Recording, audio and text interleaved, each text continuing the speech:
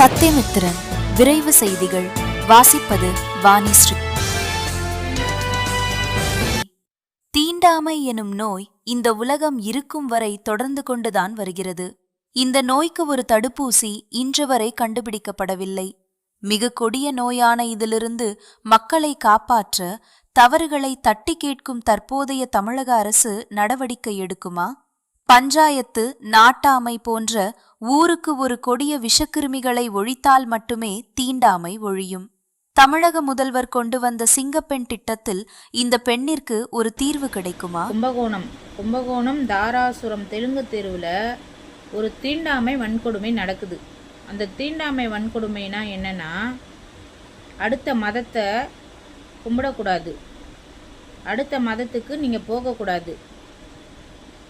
அதாவது இருக்கிறவங்க போகக்கூடாதுன்னு சொல்லலாம். இதில் இருக்கிறவங்க இப்போ இருக்கிறவங்க போகக்கூடாது அப்படின்னு நீங்கள் தடுத்துக்கலாம். ஆனால் ஃபஸ்ட்டே போயிட்டு இருக்கிறவங்கள நீங்கள் போகக்கூடாதுன்னு தடுக்கிறதுக்கு அவங்களுக்கு என்ன ரூல்ஸ் இருக்குது? நம்ம எந்த நாட்டில் வாழ்ந்துட்டு இருக்கோம்? ஜனநாயக நாட்டில் இருக்கிறோம். ஜனநாயக நாடு இது.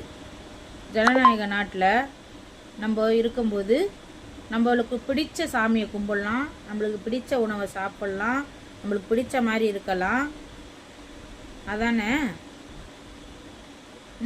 இந்தியாவில் தமிழ்நாட்டில் கும்பகோணத்தில் நம்ம இருக்கிறோம். அப்போ இங்கே பஞ்சாயத்து, நாட்டாமைன்னு ஒரு சில பேர் பெரிய ஆட்கள்னு பேரில் இருந்து அவங்க இந்த வேறு மதத்தை இவங்க கும்பிட்றதுனால இவங்கக்கிட்ட யாரும் பேச்சுவார்த்தை வச்சுக்காதீங்க, இவங்கக்கிட்ட வரவு செலவு வச்சுக்காதீங்க, இவங்க நல்லது கெட்டதுக்கு இவங்கள்ட்ட சொல்லாதீங்க, அவங்க நல்லது கெட்டதுக்கு நீங்கள் போகாதீங்கன்னு சொல்கிறதுக்கு இந்த பஞ்சாயத்து நாட்டாமைக்கு யார் ஒரு உரிமை கொடுத்தது? அவங்க எந்த காலேஜில் படித்து பட்டம் பெற்று இந்த நீதிபதியாக வந்திருக்கிறாங்க? இதை பார்த்துக்கிட்டு இருக்கிறவங்க ஷேர் பண்ணுங்கள், தயவு செஞ்சு ஷேர் பண்ணுங்கள். கும்பகோணம் தாராசுரம் தெலுங்கு தெருவுன்ற ஒரு தெருவில் இந்த மாதிரி தீண்டாமை வன்கொடுமை நடக்குது. சரிங்களா? அந்த தீண்டாமை வன்கொடுமை இருக்கக்கூடாது. இந்த பஞ்சாயத்து நாட்டாமைன்ற ஒரு வழிமுறையே இந்த ஊரில் இருக்கக்கூடாது.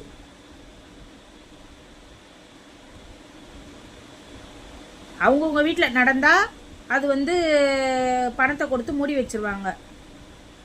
மற்றவங்க வீட்டில் அந்த மாதிரி ஒன்றும் நடக்கலையே. மற்றவங்க வீட்டில் பிடிச்சதை தானே சாமியை கும்பிட்றாங்க, பிடிச்ச கடவுளை தானே கும்பிட்டுட்டு இருக்காங்க.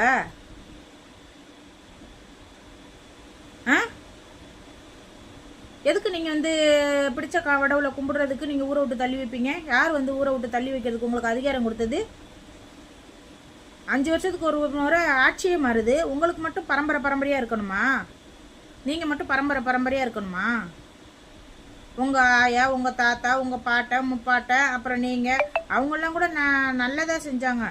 ஆனால் நீங்கள் எல்லாம் இந்த ஜென்ரேஷனில் செய்கிறது ரொம்ப அநியாயம், அக்குறுமம். அதுக்கு ஊருக்காரவங்க கொடி பிடிக்கிறாங்க, ஊர்லேயே சில பேரை ஒதுக்கி வச்சுருக்குறாங்க.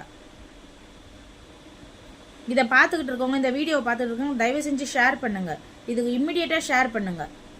இந்த மாதிரி பஞ்சாயத்து நாட்டாமன்ற வழிமுறையிலே நம்ம இந்த ஊர்லேருந்து எடுக்கணும். யார் யாரெல்லாம் இந்த மாதிரி இதில் அடிபட்டிருக்கீங்களோ நீங்கள் எனக்கு குரல் கொடுங்க, ஷேர் பண்ணுங்கள், கமெண்ட் பண்ணுங்கள். நான் விட மாட்டேன். நான் இந்த பிரச்சனையை விடவே மாட்டேன். நான் எங்கே கொண்டுட்டு போகணுமோ அங்கே கொண்டுட்டு போவேன். இது இந்தியா. எல்லாரும் இருக்கலாம். வந்தோரை வாழ வைக்கும் தமிழ்நாடுன்னு சொல்லுவாங்க. எல்லா மதத்தினரும் இருக்கலாம். நீங்கள் என்ன இந்த மதம் இந்த ஊரில் இருக்கக்கூடாது, இந்த மதத்தை கும்பிட்றவங்க இருக்கக்கூடாதுன்னு சட்டம் போடுறதுக்கு? ஒரு ஊருன்னு எடுத்துக்கிட்டால் ஒரு கோவில் இருக்கும், ஒரு தர்கா இருக்கும், ஒரு சர்ச் இருக்கும். அது பிடிச்சது. பிள்ளைங்களுக்கு உடம்பு சரியில்லைன்னா போய் மசூதியில் மந்திரிக்கிறாங்கல்ல, அது மாதிரி தான் அவங்கவுங்களுக்கு பிடிச்ச கடவுளை வழிபடுறாங்க. நீங்கள் இங்கே போனீங்கன்னா இங்கே இந்த ஊருக்குள்ளே இருக்கக்கூடாது, இந்த ஊருக்குள்ளே உங்களை சேர்க்க மாட்டோம், இந்த ஊரை விட்டு ஒதுக்கி வைக்கிறோம். இந்த பழைய படம் நாட்டாமை படத்தில் பார்த்துருக்கீங்களா? அந்த நாட்டாமை படத்தில் ஒருமை அதே மாதிரி இந்த ஊரில் நடக்குது. ஊரை விட்டு தள்ளி வைக்கிறேன் அப்படின்ட்டுன்னு சொல்லுவார்ல இந்த நாட்டாமை. அது மாதிரி இந்த ஊரில் பஞ்சாயத்து, நாட்டாமைன்னு 2 பேர் இருக்காங்க. இந்த 2 பேர் சொல்கிறத கொடி பிடிச்சிக்கிட்டு கேட்குறதுக்கு ஒரு குரூப் இருக்குது. தயவு செஞ்சு இதை பார்க்குறவங்க ஷேர் பண்ணுங்கள். எதாக இருந்தாலும் என்கிட்ட ப்ரூஃபோடு தான் நான் பேசுகிறேன். என்கிட்ட ப்ரூஃப் இருக்குது. இவங்க பண்ணதுக்கு, இவங்க பண்ண அட்டூழியத்துக்கு, தீண்டாமை வன்கொடுமை இந்த ஊரில் நடக்கிறதுக்கு ப்ரூஃப் இருக்குது. இதை ஷேர் பண்ணுங்கள். நன்றி, வணக்கம்.